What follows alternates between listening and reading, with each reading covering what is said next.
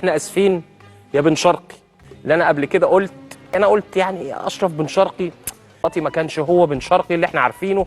لما راح الريان القطري برضه مش نفس المردود اللي كان قبل كده، فلقيت لا ده اشرف بن شرقي احسن دلوقتي. الماتشين اللي انا شفته لهم وماتشين مش كاملين، ده بن شرقي بقى حكايه.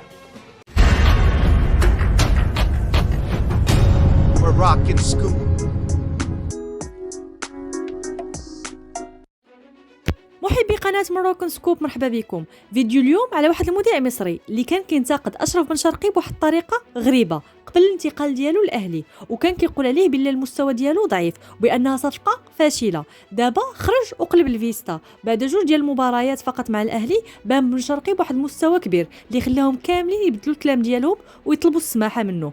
بغيتوا تعرفوا شنو تبدل؟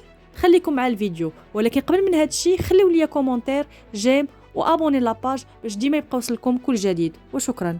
احنا اسفين يا بن شرقي، احنا اسفين يا بن شرقي، احنا بنتاسف. انا بتاسف لبن شرقي.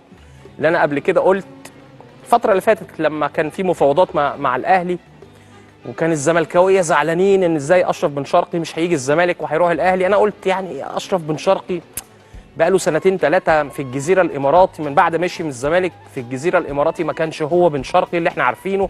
لما راح الريان القطري برضه مش نفس المردود اللي كان قبل كده. انا قلت كده يعني لازم اعترف. انا يعني قلت ايه يعني الزملكاويه زعلانين ليه؟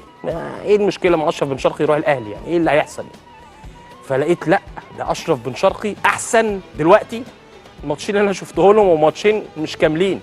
يعني بن شرقي نزل مش عارف تلت ساعه في ماتش الزمالك، والنهارده نزل في الشوط الثاني. لا ده بن شرقي بقى حكايه.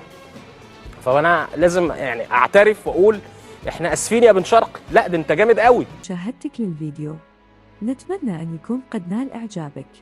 نرجو منك الاشتراك في القناة وتفعيل زر الجرس ليصلك كل جديد، كما يمكنك الضغط على زر لايك لدعمنا.